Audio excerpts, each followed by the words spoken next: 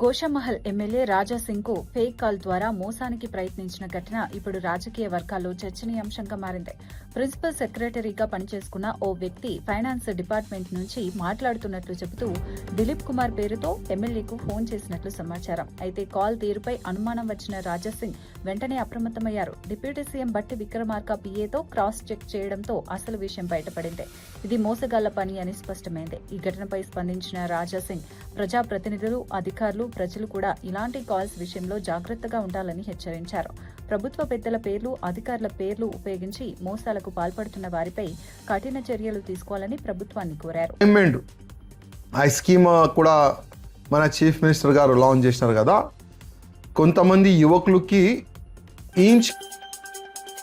బాలీవుడ్ నటుడు రణ్వీర్ సింగ్ పై federation of western India cine employees నిషేధం విధించడం సినీ పరిశ్రమలో సంచలనంగా మారింది. డాన్ 3 సినిమా నుంచి రణ్వీర్ తప్పుకోవడంతో నిర్మాతలు ఫర్హాన్, రితీష్లు భారీ నష్టాన్ని ఎదుర్కొన్నారని ఫెడరేషన్ తెలిపింది. సుమారు 45 కోట్ల వరకు ప్రీ ప్రొడక్షన్ ఖర్చు వృధా అయిందని ఆరోపించారు. వివాదం పరిష్కారమయ్యే వరకు రణ్వీర్తో ఎవరూ పనిచేయవద్దని పరిశ్రమకు సూచనలు ఇచ్చింది. ఈ అంశంపై FWICE chief adviser Ashok Pandit స్పందిస్తూ రణ్వీర్ చర్యలు పరిశ్రమకు ప్రమాదకరంగా మారే అవకాశం ఉందని అన్నారు. मैंने इतनी बड़ी जब फिल्म 250-300 करोड़ की फिल्म बनती है तो कम से कम प्री प्रोडक्शन का खर्चा बहुत होता है. So they have spent 45 crores on the pre production.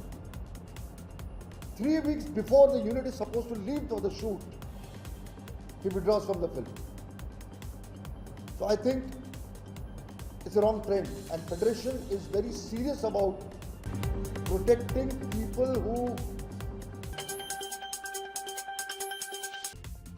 Rangareddy జిల్లా గండిపేట మండలంలోని కోకాపేట చెరువు పరిధిలో హైడ్రా అధికారులు మరోసారి భారీ చర్యలు చేపట్టారు. గోల్డ్ షిప్ విలాస్ ప్రాంతంలో పార్కు స్థలాన్ని అక్రమంగా కబ్జా చేసినట్లు గుర్తించిన అధికారులు వెంటనే రంగంలోకి దిగారు. పార్కు స్థలంలో నిర్మించిన అక్రమాలను కూల్చివేసి స్థలాన్ని స్వాధీనం చేసుకున్నారు.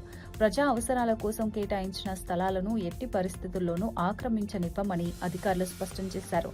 చట్టాన్ని అతిక్రమించి ప్రభుత్వ భూములు, పార్కు ప్రాంతాలపై కబ్జాలకు పాల్పడితే కఠిన చర్యలు తప్పవని హెచ్చరించారు.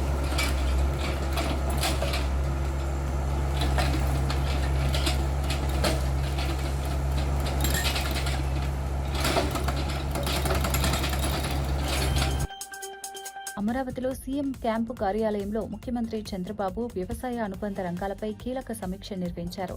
స్వర్ణాంధ్ర విజన్ 2047లో భాగంగా ప్రాథమిక రంగానికి సంబంధించిన 6 మిషన్ల పురోగతిపై అధికారులతో చర్చించారు. వ్యవసాయం, హార్టికల్చర్, ఆక్వాకల్చర్, పశుసంవర్ధక శాఖ, మార్కెటింగ్ రంగాలకు సంబంధించిన పలు అంశాలపై సమీక్ష చేశారు. ఎల్నినో ప్రభావం కారణంగా వర్షపాతం పరిస్థితులు ఎలా ఉంటాయన్న అంశాన్ని కూడా పరిశీలించారు. సాగునీరు, విత్తన పంపిణీ, రైతులకు అవసరమైన సదుపాయాలపై అధికారులకు సూచనలు చేశారు. సమావేశంలో మంత్రి అచ్చెన్నాయుడు, సిఎస్ సాయి ప్రసాద్, పలువురు అధికారులు, కార్పొరేషన్ చైర్మన్లు పాల్గొన్నారు.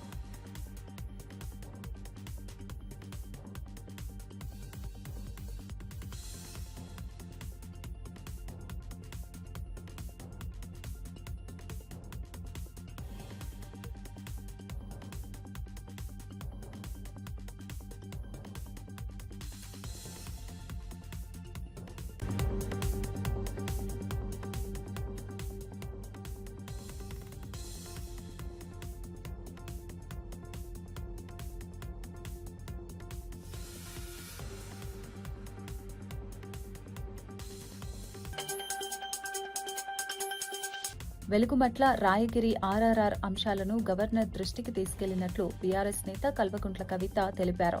ఈ అంశంపై తమ వినతులను గవర్నర్కు వివరించామని, వాటిపై ఆయన సానుకూలంగా స్పందించారని వెల్లడించారు. ప్రజలకు సంబంధించిన సమస్యలను అధికారుల దృష్టికి తీసుకెళ్లడం తమ బాధ్యత అని పేర్కొన్నారు. ప్రభుత్వం ఈ అంశాలపై తీసుకునే చర్యలను పరిశీలించిన తర్వాత తదుపరి కార్యాచరణను ప్రకటిస్తామని స్పష్టం చేశారు. ప్రజల సమస్యల విషయంలో వెనక్కి తగ్గే ప్రసక్తే లేదని కవిత తెలిపారు. ప్రజా సమస్యల పరిష్కారం కోసం తమ పోరాటం కొనసాగుతుందని పేర్కొన్నారు. ప్రస్తుతం ఈ అంశంపై ప్రభుత్వం ఎలా స్పందిస్తుందన్న అంశం రాజకీయ వర్గాల్లో ఆసక్తికరంగా మందికి మళ్ళీ ప్రభుత్వం దిగి వచ్చి అదే చోట పట్టాలు ఇవ్వడం, అదేవిధంగా పరిగి కానీ, ట్రిపుల్ ఆర్ కానీ పెట్రోల్ డీజిల్పై లీటర్కు 10 రూపాయల చొప్పున ఎక్సైజ్ డ్యూటీ తగ్గించారంటూ ఇటీవల సోషల్ మీడియాలో పెద్ద ఎత్తున ప్రచారం సాగుతోంది.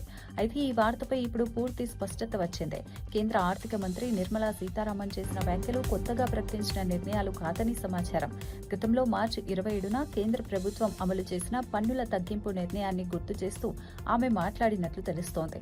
ఇంధన ధరలు పెరిగిన సమయంలో సామాన్య ప్రజలపై భారం తగ్గించేందుకే కేంద్రం భారీ స్థాయిలో ఆర్థిక భారం భరించిందని చెప్పే క్రమంలో ఈ వ్యాఖ్యలు చేసినట్లు వివరాలు వెల్లడయ్యాయి. దీంతో ప్రస్తుతం కొత్తగా ఎలాంటి ఎక్సైజ్ తగ్గింపు నిర్ణయం తీసుకోలేదని స్పష్టమైంది.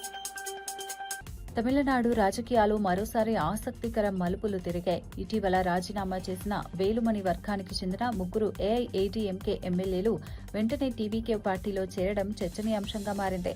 మంత్రి ఆదవ్ అర్జున సమక్షంలో వారు పార్టీ కండువాలు కప్పుకొని సభ్యత్వం తీసుకున్నారు. అనంతరం సీఎం విజయ్ను కలిసి చర్చలు జరిపినట్లు సమాచారం.